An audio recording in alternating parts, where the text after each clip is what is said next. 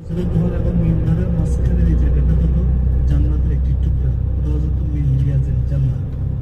আনা বাইতি ওয়াল মিম্বরে, এই মাঝখানে মিম্বর এবং হুজুরের ঘর, এই দুটোর কথা হুজুর বলছেন মাঝখানে জায়গাটা হলো রওজাতুল মিন রিয়াজিল জান্নাহ।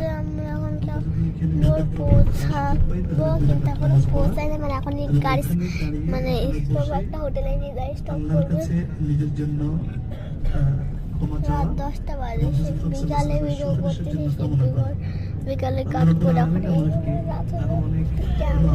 সে সকল আমলগুলো সঠিকভাবে সময় মতো করার তৌফিক দান করুক এবং আমরা প্রত্যেকে বিশেষ করে অনুরোধ থাকবে সময়ের গুরুত্ব দেবেন ইনশাআল্লাহ। আমরা সফরে আছি, এটা কষ্টদায়ক জিনিস, এটা কষ্টদায়ক পরিবেশ, গাড়িতে কষ্ট, হোটেলে কষ্ট, খাওয়ায় কষ্ট, সকল কষ্টকে মেনে নেওয়ার নাম হলো মুসাফির। আর মুসাফিরদের জন্য আল্লাহ রাব্বুল আলামিনের পক্ষ থেকে অনেক জাযা ঘোষণা করা আছে। আল্লাহ রাব্বুল আলামিন যেন আমাদেরকে সেই জাযাগুলো দেন। মদিনার মিনার দেখা যাচ্ছে, ওয়ালাইকুম সাল্লাল্লাহু আলাইহি ওয়াসাল্লাম মদিনার মিনার সাল্লামের চেহারার আগে হুজুরকে সালাম দিয়ে আমরা দোয়া করতে হয়। আসসালাতু ওয়াসসালামু আলাইকা ইয়া রাসূলুল্লাহ সাল্লাল্লাহু আলাইহি ওয়াসাল্লাম বলে দরুদ শুরু করতে হবে ইনশাআল্লাহ। আল্লাহ রাব্বুল আলামিন যেন আমাদেরকে মদিনা থেকে রহমত, বরকত এবং জান্নাতের সুসংবাদ নিয়ে যেতে পারি। আল্লাহ রাব্বুল আলামিন আমাদের সবাইকে কবুল করুন।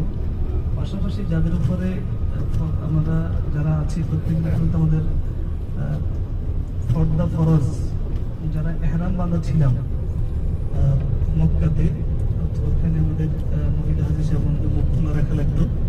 এখানে মুখ খোলার কোনো প্রয়োজন নেই। এখানে আমরা প্রত্যেকে পর্দার ব্যাপারে যথেষ্ট সতর্ক থাকবো ইনশাআল্লাহ। কারণ এখানে ফরজ বিধান পর্দা, আমরা যেন আমাদেরকে সকল ফরজ ওয়াজিব সঠিকভাবে আদায় করার তৌফিক দান করে।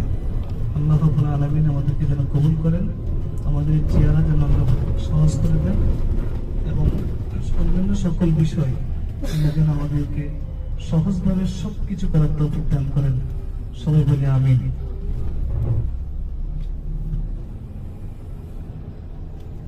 বিশেষ করে আগামীকালকের আমাদের কর্মসূচির বিষয় যেমন আগামীকালকে জিয়ারা, তারপর দিন রিয়াজুল জান্নাহ পারমিট, এর ফাঁকে আমরা আলোচনা করে জান্নাতুল বাকিকে জিয়ারা করা, অন্যান্য নামাজগুলো সময় মতো আদায় করার ব্যাপারে আমরা একটু খেয়াল করবো ইনশাআল্লাহ।